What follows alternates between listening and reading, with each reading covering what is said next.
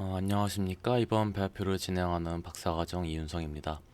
오늘은 이 ECG 신호들을 기반으로 이제 진행된 연구들에서 요 ECG를 통해 산출한 여러 지표들을 통해서 어떤 걸 확인하고 있는지에 대해서 좀 정리하고자 관련 논문들을 좀 찾아와 봤습니다.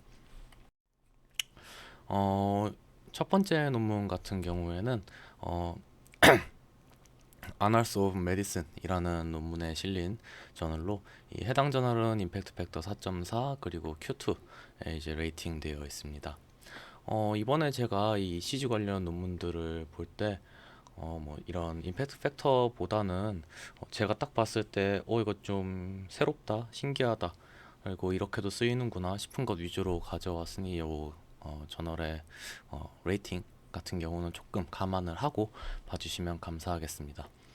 네, 우선 이 첫 번째 논문의 노벨티, 그러니까 인트로 같은 걸 봤을 때는 우선 이 논문에서 말하기를 이 스포츠에 대한 이 ECG의 활용도, 그러니까 운동선수의 뭐 인지능을 이제 ECG로 이제 확인이 가능하냐 이런 거를 좀 확인을 해봤는데 우선 이 스포츠라는 분야가 이제 뭐 클로스드 스포츠 아니면 뭐 오픈 클로즈 이렇게 두 개로 나뉘게 되고 기존 여러 선행 연구들에서 뭐 ECG 기반으로 운동 선수의 인지 기능이 좀 더 좋다라든가 뭐 리액션 타임이 뭐 고노고 데스크의 리액션 타임이 더 좋다 뭐 이렇게 말을 하고 있지만 이렇게 카테고리가 나뉘는 스포츠에 따라서 이런 이 ECG 기반의 인지 능력 차이를 확인할 수 있느냐 없느냐에 대한 논문은 이제 연구들은 진행된 게 없었다라고 언급을 했고 그로 인해서 이 논문에서는 이렇게 카테고리를 나뉘는 운동 선수들을 대상으로 어떤 운동을 하는 사람들의 인지 능력이 좀 더 우수한지 그리고 그게 이런 ECG를 기반으로 추정이 그러니까 대변이 되는지를 확인하고자 하였습니다. 우선 이 실험은 총 78명 피험자를 대상으로 진행됐고요. 앞서 말씀드린 것처럼 이 피험자를 이제 세 그룹으로 나눠서 실험을 진행을 했습니다.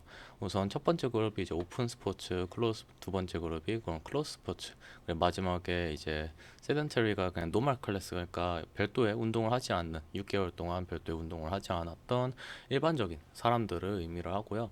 우선 이 스포츠 카테고리에 대해서 좀 설명을 드리면은 이 오픈 스포츠라는 분야는 이 예측할 수 없고 좀 더 다이나믹한 예를 들어 좀 개방된 환경에서 뭐 팀적인 플레이나 아니면은 시시각각 변수가 되게 많은 그런 운동들 예를 들어서 뭐 농구, 테니스, 뭐 펜싱, 뭐 축구 이런 것들을 의미를 하고요. 클로스 스포츠 같은 경우에는 좀 안정적이고 내가 스스로 페이스로 조절을 할 수 있고 그래서 상대적으로 변수가 적은 그런 이 스위밍, 수영 그리고 뭐 달리기, 뭐 마라톤 이런 것들을 의미를 한다고 합니다. 해서 이런 선행연구들에서는 이런 오픈 스포츠를 하는 선수들의 인지 관련된 능력들이 좀 되게 시시각각 변하는 상황에 대처를 하고 이래야 하기 때문에 뭐 인지, 어텐션 이런 것들이 좀 더 우수하다라는 말이 있고 뭐 클로스드 같은 경우에는 상대적으로 자기가 정한 페이스만 유지를 해야 되기 때문에 이런 운동 선수들은 이제 뭐 운동 환경이나 이런 거를 운동을 할 때 상대적으로 드는 어텐션이나 이런 인지적 능력이 뭐 덜 필요하다 뭐 이런 식으로 언급을 한 선행 연구가 있다고 언급이 되어 있었습니다. 네. 해서 이 각각의 세 그룹을 모두 26명, 26명, 26명 이렇게 세 그룹으로 나눠서 실험을 진행을 했고요. 총 하나, 둘, 셋, 넷, 다 여섯 개, 다섯 개의 인지 과제를 이제 모두 수행을 하였습니다. 우선 이 EMT라고 불리는 태스크는 좀 되게 생소하실 텐데, 이 좀 의미 없는 세 개의 알파벳, 뭐 한국어로 치면 뭐가 있으려나, 뭐 이하리, 뭐 어쨌든 뭐 이런 식으로 되게 좀 의미 없는 단어 알파벳 세 개를 순서대로 좀 제시를 해주고요. 그리고 이 피험자가 이 순서를 맞출 때까지 동일한 것들을 계속해서 반복시켜주면 보여주면서 이게 몇 번 반복해서 맞췄느냐 뭐 이런 것들을 파악하는 태스크입니다. 그리고 뭐 고노고 태스크, 스트롭 태스크는 아시는 거니 설명을 좀 생략을 하고요. 이 트레이 메이킹 태스크 같은 경우에는 1, 2, 3, 4, 5, 6, 7, 8, 9 뭐해서 일정 숫자까지 있는 숫자를 작은 수부터 큰 수까지 순서대로 이제 이어가는 연필로 그런 태스크고 이 연구에서는 숫자만 있는 태스크 하나, 그리고 숫자랑 알파벳을 이제 번갈아 가면서 1A, 2B 이런 식으로 이제 이어가는 그런 태스크를 동시에 수행을 하였습니다. 그리고 마지막으로 이제 이 LCT라는 태스크는 되게 많은 단어, 되게 많은 수의 여기서는 900, 250 캐릭터리였나 그렇게 있는데요. 이렇게 되게 다수의 알파벳들을 무작위로 쭉 나열을 해두고 거기에 타겟을 하나 알려주면, 예를 들어서 B라는 알파벳을 타겟으로 정해주면은 그 해당 알파벳을 이제 빗금을 쳐가면서 지워나가는 그런 태스크입니다.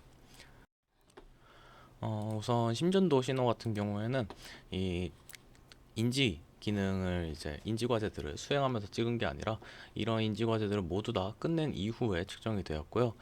별도로 그냥 편안한 침대에 누워가지고 총 12분 동안 측정을 하였다고 합니다.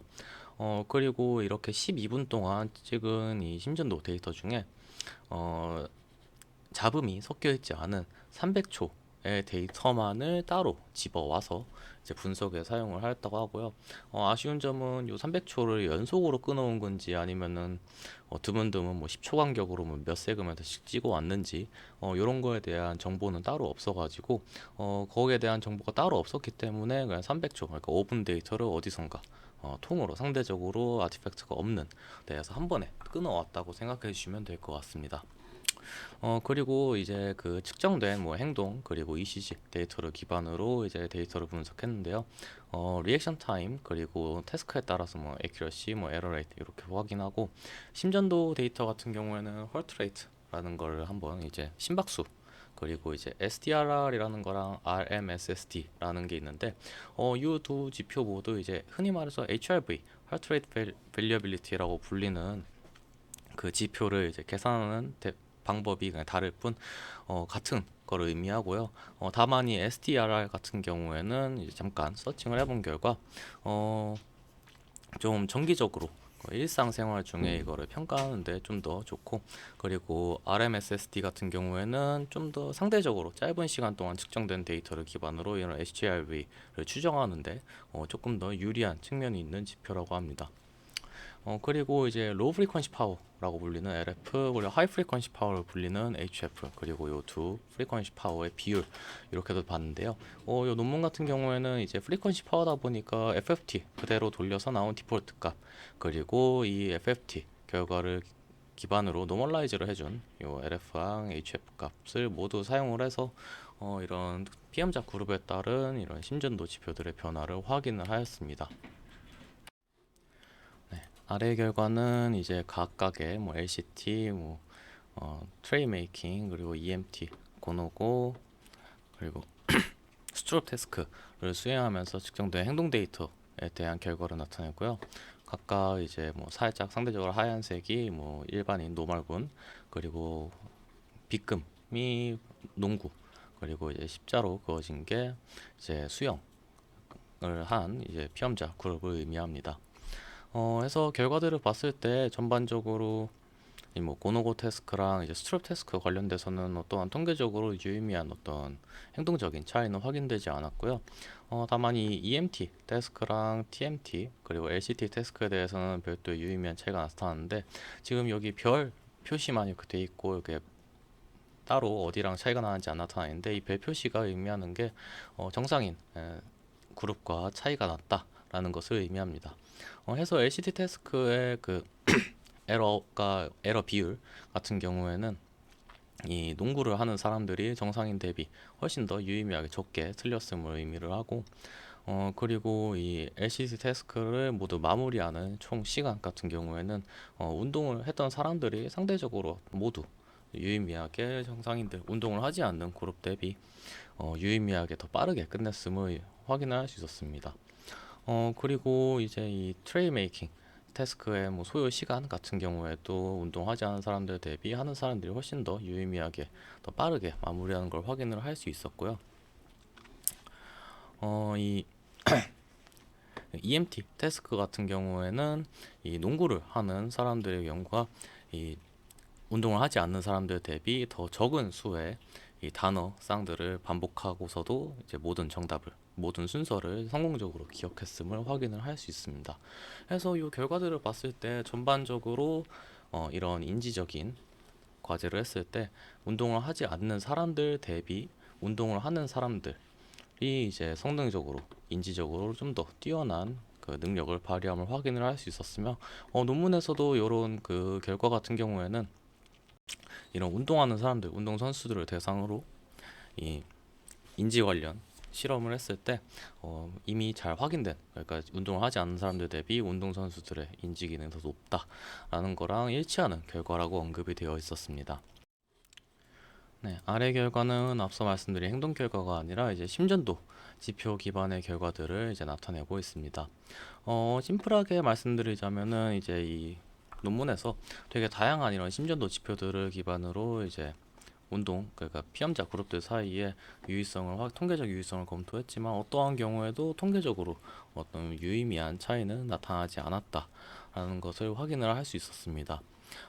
따라서 이 논문의 결론적으로 이 논문에서는 기존의 선행 연구들에서 확인을 했던 대로 운동을 하지 않는 사람들 대비 이런 운동을 하는 사람들의 인지적인 성능이 더욱 뛰어나게 나왔다라는 것을 이제 언급을 하고 있었고,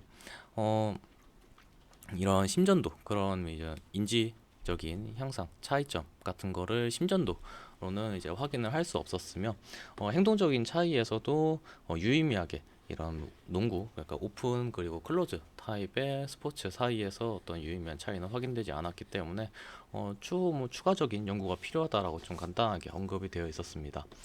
다만 추가적으로 이 논문에서 언급하기를 요 앞선 행동 데이터에서 이 바스켓볼, 그러니까 농구를 하던 사람들이 수영을 하던 사람들 대비 상대적으로 유의미하진 않았지만 정량적으로 성능적으로 좀 더 잘 우수하게 나왔다는 것을 간단하게 언급을 하면서 좀 더 자세한 추후 further study가 필요하다고 언급을 하면서 논문이 마무리가 되었습니다. 제 두 번째 논문에 대해 좀 설명을 드리도록 하겠습니다. 이 논문 같은 경우에는 Physical and Engineering Sciences in Medicine 이란 저널에 실린 논문으로 해당 저널은 라디올로지 그리고 뉴클리어 메디슨 그리고 메디컬 이미징 분야에서 임팩트 팩터 4.4 그리고 Q1에 레이팅되어 있습니다. 이 논문의 이제 노벨티를 좀 설명을 드리자면은 이런 이 어떤 뭐 운전자나 이런 사람들의 어떤 상황에서 이 피험자들의 어텐션을 이제 좀 디텍팅을 하는 데 있어서 되게 다양한 지표 EEG, 뭐 ECG, 이런 분야 EEG나 뭐 EOG와 같은 여러 생체 신호들이 사용되고 있지만 EEG나 뭐 EOG 같은 경우에는 뭐 사용자가 불편하기도 하고 그리고 상당히 잡음에 취약하다는 단점을 가지고 있다고 합니다. 반면 이 ECG 같은 경우에는 이제 측정도 상당히 사용자에게 편이고 상대적으로 편안하고 이 HRV, 그러니까 이 ECG 기반의 지표를 사용하게 될 경우 이 HRV라는 지표 자체가 상당히 많은 정보를 가지고 있고 주의 집중과 연관이 있다는 선행 연구도 존재하며 잡음에도 좀 상대적으로 강인하다라는 장점이 있기 때문에 이 연구에서는 이런 ECG 신호를 기반으로 이 드라이버, 그러니까 운전자의 이 어텐션을 이제 분류를 해내고자, 그리고 그 분류 성능을 통해서 이 ECG 신호 기반의 이 어텐션 디텍션 알고리즘의 사용 가능성을 좀 검토를 하고자 하였습니다. 네, 실험은 총 10명의 피험자를 대상으로 진행이 됐고요. 실험 과정은 이제 총 2시간 동안 피험자가 이 오른쪽에 있는 그림과 같이 자리에 앉아서 실제 이 드라이빙 시뮬레이션 실험을 진행을 하게 됩니다. 여기서 총 이 아래 있는 이 그림과 같이 이제 실험들이 쭉 진행이 되는데요. 우선 첫 번째 15분, 가장 실험이 시작하고 처음 15분 동안은 조용히 그냥 이 드라이빙 시뮬레이션을 쭉 진행을 하고요. 이때 찍은 ECG 신호를 기반으로 이제 노멀, 그러니까 정상 상태로 판단하는 데이터로 사용이 되게 됩니다. 그리고 이제 15분이 지난 이후에 이 5분 동안 이제 SMS, 그러니까 문자 메시지를 이 피험자에게 전달하게 되고, 이 피험자는 이거에 무조건 응답을 해야 했습니다. 해서 이제 운전 중 문자 메시지에다가 답변을 하려면은 시선을 당연히 정면에서 떼야 되고, 그렇기 때문에 해당 이 5분의 데이터 구간을 이 Visual Inattention, 그러니까 시각적으로 주의를 기울이지 않은 상태의 데이터로 활용을 하게 되었습니다. 해서 다시 이제 15분 동안 쭉 이제 드라이빙 시뮬레이션을 진행을 하고, 이후에 이제 전화를 다시 피험자에게 걸어서 전화상으로 이제 어떤 질문이나 이런 걸 던져서 피험자가 해당 질문에 답변을 하도록 하는 이제 과정을 5분 동안 겪었는데요. 이때는 전화상으로 뭔가를 진행을 하다 보니까 시선은 화면에서 그러니까 정면에서 떼지 않아도 되고, 그냥 정신만 조금 딴 데 팔려서 답변을 하면 됐었기 때문에 이 해당 5분 구간의 데이터를 이제 코그니티브 이너텐션 컨디션의 데이터로 사용을 했습니다. 해서 요 5분의 구간이 끝난 이후에는 이 피험자가 이 쭉 80분 동안 이 드라이빙 시뮬레이션을 진행을 하는데요. 피험자가 만약에 이 80분 동안 이 시뮬레이션을 하면서 견디지 못하고 잠이 든다면, 그때는 그냥 이 실험을 종료를 하고 뭐 해당 데이터를 슬립 컨디션의 데이터로 이제 사용을 했고요. 만약에 잠들지 않는다면 그냥 80분 쭉 그냥 진행을 하는 걸로 이제 언급이 되어 있었습니다. 네. ECG 신호는 이 오른쪽 상단에 있는 그림과 같이 양쪽 팔에다가 투리드 를 기반으로 이제 레코딩을 시작을 했고요. 이 ECG 신호 같은 경우에는 드라이빙 시뮬레이션을 하는 2시간 동안 쭉 계속해서 측정이 되었습니다. 이 데이터 아날리시스 파트를 설명드리기에 앞서 좀 모호하게 설명된 부분들이 많아서 좀 감안을 부탁드리고, 제가 좀 레퍼런스나 따로 구글 서칭을 해도 이게 제대로 안 나오는 부분이 있어서 이건 저도 좀 추가적으로 나중에 확인을 해본 후에 제가 뭐 따로 어, 고정 댓글이나 이런 걸로 따로 공지를 해드리도록 하겠습니다. 찾은 이후에. 네. 해서 우선 이 데이터 아날리시스를 진행을 함에 있어서 첫 번째로는 이 R피크에 대한 이상치를 제거하기 위해 3000 마이크로볼트 이상의 값을 이제 스레시홀드 걸어서 이제 분석해서 그 피크를 제외를 했고요.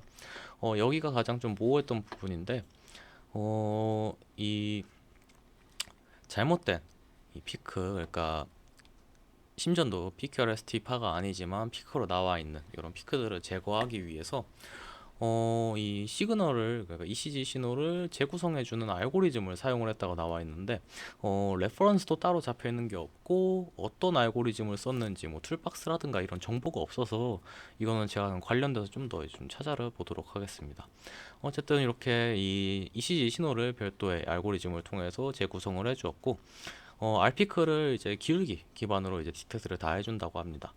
그리고 이제 이 알피크의 값 자체를 이제 좀 단순화 시켜주기 위해서 이 FFT를 적용을 했다고 하는데, 이 FFT를 적용함에 있어서 분명히 주파수 레인지가 중요할 거로 생각하는데, 이 FFT에 대한 주파수 레인지는 따로 나와 있지는 않았고요.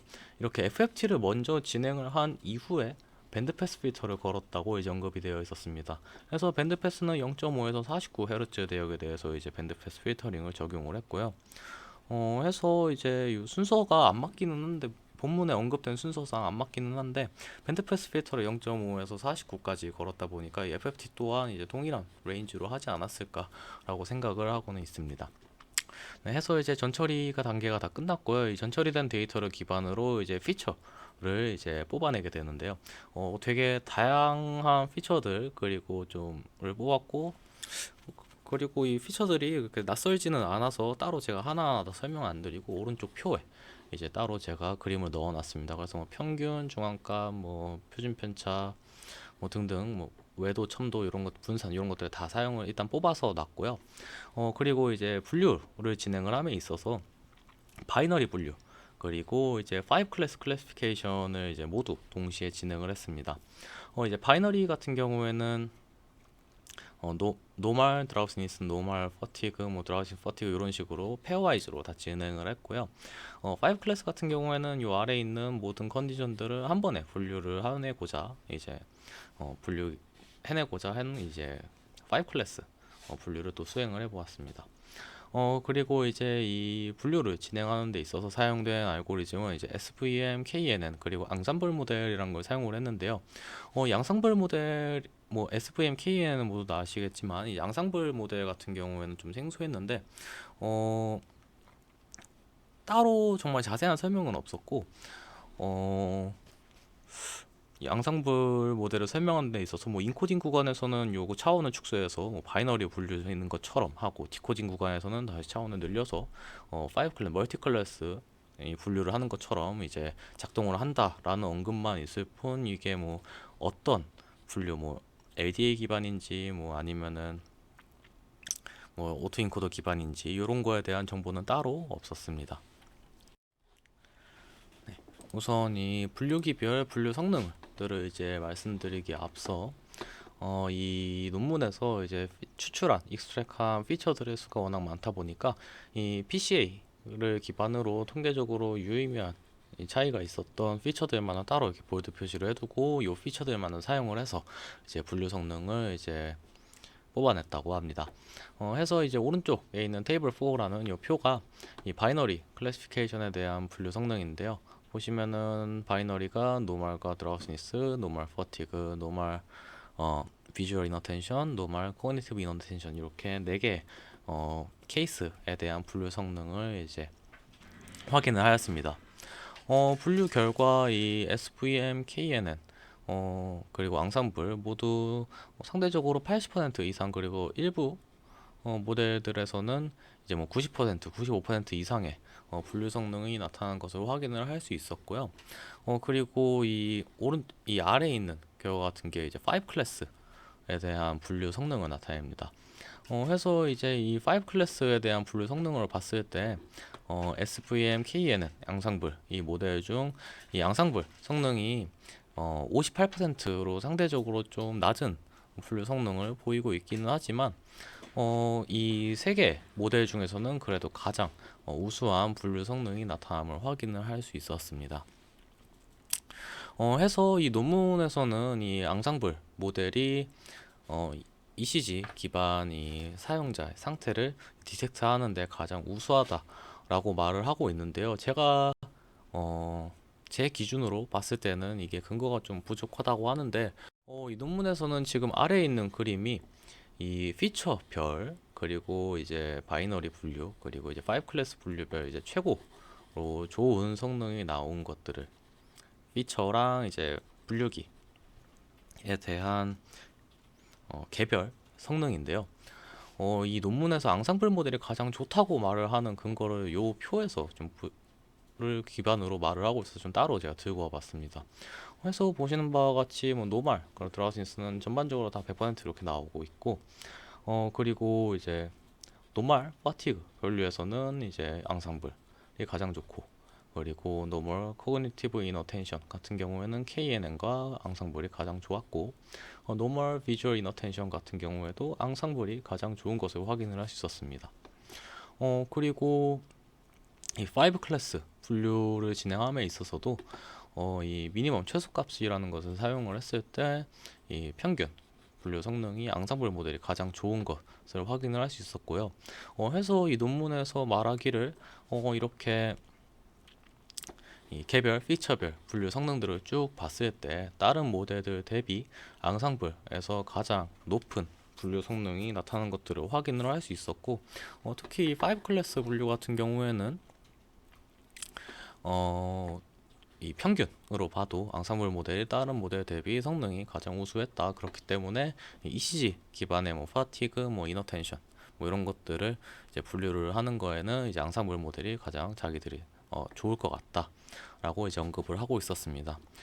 다만 이 논문에서도 말을 하고 있는데 정확도 자체가 이제 58% 정도밖에 안 되기 때문에 이거에 대한 추가적인 연구가 필요하다고 언급을 하고 있었고 이 바이너리 분류 같은 경우에는 그래도 성공적으로 어느 정도 우수한 성능으로 분류가 가능했기 때문에 EOG, EEG 대신 좀 더 이 노이즈에 로버스트한 ECG 기반의 어텐션 분류가 디텍트가 충분히 가능을 함을 이제 언급을 하면서 마무리를 하고 있었습니다. 세 번째 논문입니다. 이 세 번째 논문은 이제 Journal of Functional Morphology and Kinesiology라는 논문에 실린 저널에 실린 논문이고, 해당 저널은 아나토미 그리고 오스토페딕스 앤 스포츠 메디슨 분야에서 임팩트 팩터 2.7 그리고 Q2에 레이팅되어 있습니다.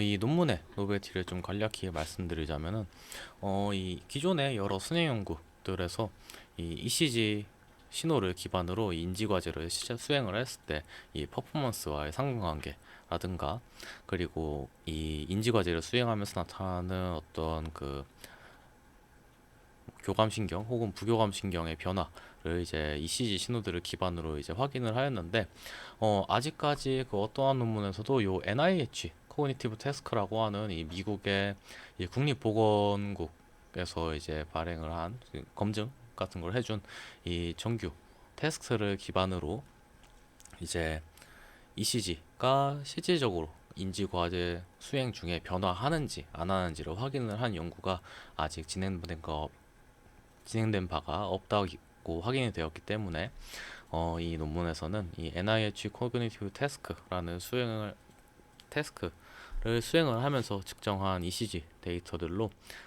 이런 인지과제 수행 중에 이런 심전도의 변화가 나타나는지를 확인을 하고자 하였습니다. 실험은 총 62명의 피험자를 대상으로 진행이 됐고요.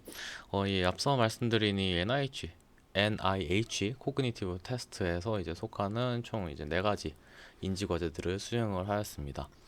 순서대로 이제 디멘셔널 체인지 카드 소 테스트, 뭐 픽처 시퀀셜 에피소딕 메모리 테스트, 리드 소팅 워킹 메모리 테스트, 그리고 플랭커 이니비터리 컨트롤 앤 어텐션 테스트라고 불리는, 네, 이렇게 네 개의 테스트를 진행을 했는데요. 각각 좀 어떤 과제인지 좀 설명을 드리도록 하겠습니다. 우선 이 디멘션 DCCT라고 이제 뒤에서 이제 요 약어로 나오는데, 요 디멘셔널 태스크 같은 경우에는 우선 첫 번째로 타겟 이미지를 보여줍니다. 그리고 두 번째로 타겟과 되게 유사한 색상과 모양을 가진 페이크 이미지를 제시를 해주고요. 그 이후에 별도의 이미지들이 이제 새롭게 제시되는데, 이때 타겟 이미지랑 모양이 똑같거나 아니면 색상이 동일한 이제 이미지를 선택을 해야 하는 그런 인지과제 태스크였고요. 그리고 픽처 시퀀스 에피소딕 메모리 테스트 같은 경우에는 심플하게 사진들, 그러니까 사진 이미지들을 이제 순서대로 쭉 보여주면은 이 사진이 제시됐던 순서를 기억해야 하는 테스트이고, 그리고 이제 리스트 소팅 워킹 메모리 테스트 같은 경우에는 되게 다양한 이미지를 한 번에 여러 순서대로 쭉 보여주게 되는데, 그 이미지가 뭐 음식일 수도 있고 동물일 수도 있고 이렇게 쭉 있습니다. 그러면은 이 이미지를 보고 그 크기가 작은 것부터 큰 것 순으로 이제 기억을 해내야 하는, 뭐 개미, 코끼리, 개, 뭐 호랑이 이런 식으로 있으면은 작은 것부터 개미, 개, 호랑이, 코끼리 이런 식으로 기억을 해내야 하는 그런 테스트이고요. 그리고 이제 플랭커 태스크는 익숙하신 분도 있을 것 같은데, 화면에 이제 순서대로 5개 화살표가 이렇게 쭉 나열이 되면은 이 가운데 있는 화살표의 방향을 기억해야 하는 좀 심플한 테스트입니다. 네, 해서 그리고 이제 요런 테스트를 실행을 하면서 ECG 신호를 동시에 측정을 했는데요. 이 측정된 ECG 신호 중 이 120초 길이의 데이터를 5개의 세그멘트만 잘라와서 분석에 사용을 하였다고 합니다. 이게 좀 인지 과제를 이제 직접적으로 움직이고 뭐 기억하고 이렇게 하면서 노이즈가 많이 꼈을 수도 있는데, 상대적으로 좀 사용되는 데이터 세그먼트가 너무 작기도 하고, 그리고 이제 태스크는 4개를 진행했는데 잘라오는 거는 5개를 잘라오다 보니까 무슨 태스크를 진행을 했을 때 이거를 찝어오는지 이런 게 좀 궁금했는데, 본문에 따로 언급된 바도 없고 서플리멘터리 그리고 뭐 레퍼런스 이런 거에도 별도의 정보가 없어서 이거는 그냥 적절히 분배를 잘 해서 그냥 뜯어온 거 정도로만 이해를 하고 넘어가 주시면 될 것 같습니다. 해서 이제 이 측정된 ECG 데이터를 기반으로 이제 심박수 그리고 HRV H표인 이제 SDRR이라는 거, 그리고 두 번째 논문에서 확인하셨던 뭐 이제 로우 프리퀀시 파워랑 HF 하이 프리퀀시 파워의 비율을 이제 구했고요. 그리고 이 인지 과제를 수행하면서 나온 비헤이비얼 한 퍼포먼스를 기반으로 이 피험자들을 새로 그룹핑을 해가지고 따로 이런 ECG 분석들을 이제 통계적 유의성들을 검토를 했는데, 이런 성능을 이런 그 인지 과제들에 대한 성능을 4분위수로 다 쪼개가지고 상위 뭐 25% vs 하위 25%뭐 이런 식으로 다 이렇게 페어와이즈하게 비교하는 분석을 수행을 하였습니다. 아래 그림 같은 경우에는 이 각각 이 ECG 지표인 하트 레이트 그리고 프리퀀시 파워 비율 그리고 HRV에 대한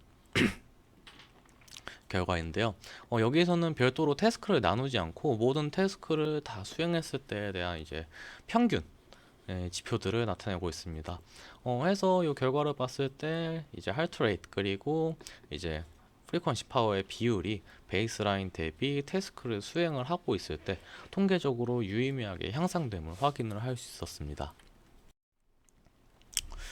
그리고 이 두 번째 결과 같은 경우에는 제가 앞서 말씀드린 것처럼 이 아래 왼쪽 그래프가 이 피험자들을 태스크별로 이제 성능별로 4분위수로 나눠서 하위 25% 그리고 뭐 중간에 25부터 50, 50부터 75 그리고 75부터 100%뭐 이런 식으로 이제 4분위수로 나눠서 분석을 수행을 한 건데요.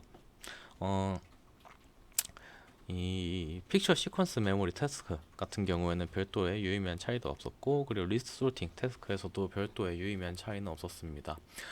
다만 이 그 쿼타일 이 디멘션을 한 태스크 같은 경우에는 하위 25%의 피험자들 대비 상위 25%의 피험자들의 이제 프리퀀시 파워 비율이 통계적으로 유의미하게 향상됨을 확인을 할 수 있었고, 이 플랭커 태스크 같은 경우에도 이 하위 25% 대비 하위 50부터 이제 75%에 대한 피험자 군 사이에 통계적으로 유의미한 차이가 나타남을 확인을 할 수 있었습니다.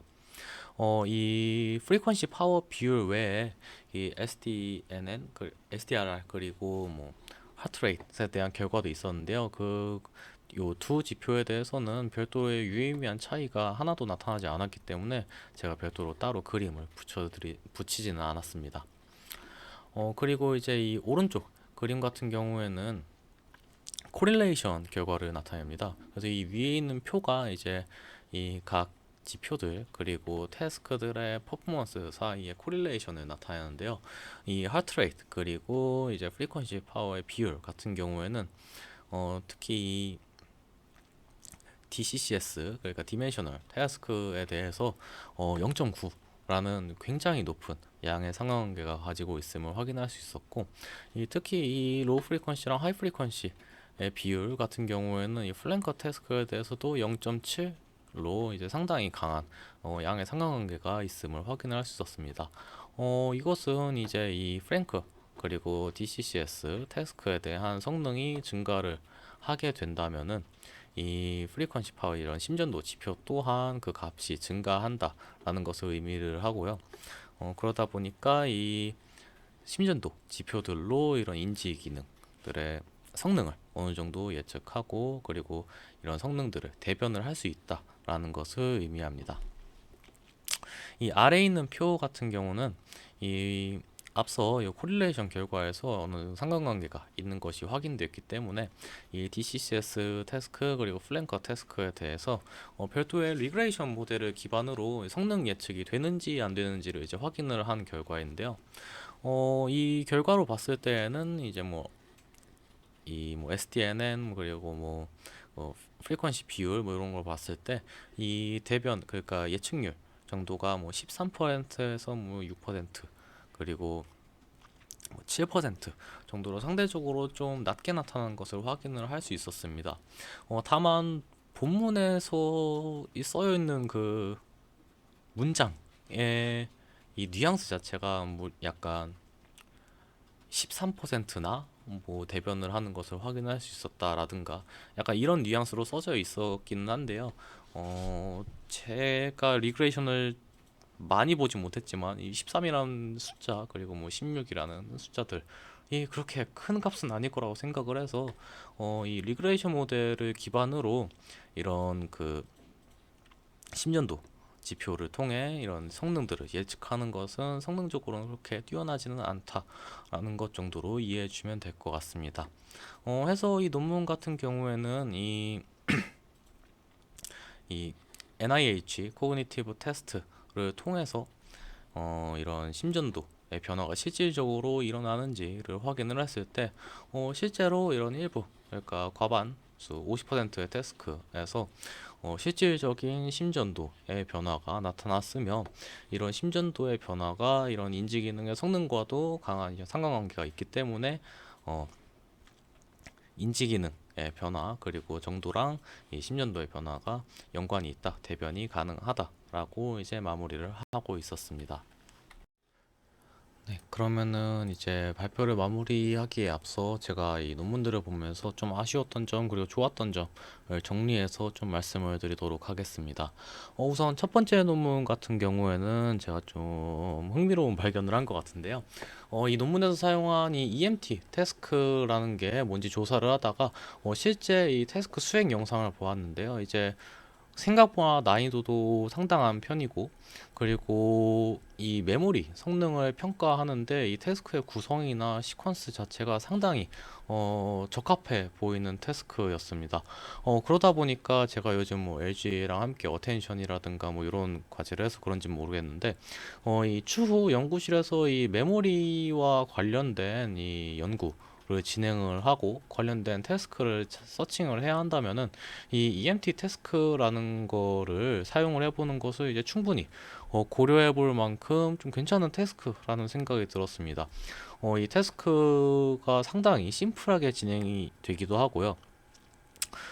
이 순서를 이제 그 영상에서는 이제 마우스로 이제 순서대로 이게 클릭을 하는데 제 생각에는 이 오른쪽 키보드 오른쪽에 있는 이 숫자 키들을 통해서 어느 정도 대체 버튼 프레스로도 대체가 가능해 보여서 요 태스크가 상당히 괜찮은 걸로 보여서 이 논문을 봤을 때 이런 태스크가 있다는 거를 확인한 것만으로도 충분히 괜찮은 스터디였다고 생각을 하고 있습니다.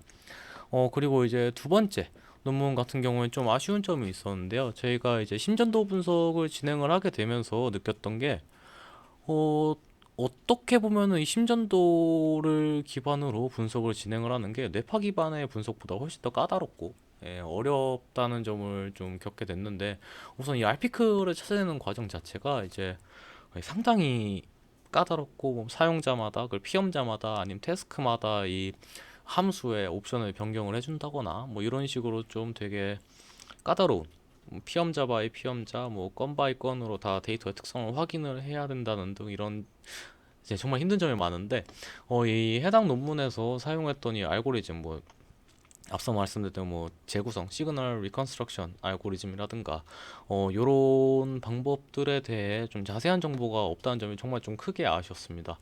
해서 지금 제가 아직도 좀 서칭을 하고 있기는 한데 추가 조사를 통해서 관련 알고리즘이 정확히 어떤 걸 해주는 거고 그게 다른 선행 연구들에서도 좀 일반적으로 사용이 된다는 게 확인이 된다면은 저희가 요즘 심전도 분석을 좀 자주 하고 있다 보니 추후 진행할 심전도 분석에 해당 알고리즘을 적용을 해보는 것도 괜찮을 거라고 생각을 하고 있습니다. 그리고 이제 세 번째 논문 같은 경우에는 제가 좀 아쉬웠던 점인데요. 세 번째 논문은 제가 봤을 때는 이 논문이 가진 노벨티가 상대적으로 좀 약하지 않았나 생각을 하고 있습니다. 왜냐하면은 이 NIC, 그러니까 국가 기관에서 인증을 하는, 제공을 하는 이 코그니티브 인지 테스트를 기반으로 진행된 뭐 선행 연구가 없다고는 하지만 제가 설명을 드렸을 때 좀 느끼신 분도 있을 텐데 뭐 플랭커 테스트 뭐 이런 거 같은 경우에는 이 패러다임의 디테일들을 하나하나 좀 이제 찾아보면서 검색을 해서 좀 찾아봤을 때 일반적으로 여태 저희가 이런 뇌파 연구나 심전도 데이터나 이렇게 뭐 어텐션 인지 과제에 사용되는 여러 패러다임과 유사하거나 동일한 점이 정말 많은 것을 확인을 할 수 있었습니다. 해서 이 논문에서 이런 이 NIC 테스트를 기반으로 뭐 진행된 연구가 있다 없다를 의미하기에는 이 노벨티 자체가 좀 많이 퇴색이 된다고 생각을 하고요. 그리고 이제 인지 성능에 따른 심전도 변화, 그러니까 사분위수 나눠서 이제 그룹별로 분석을 하는 것 같은 경우에도 어,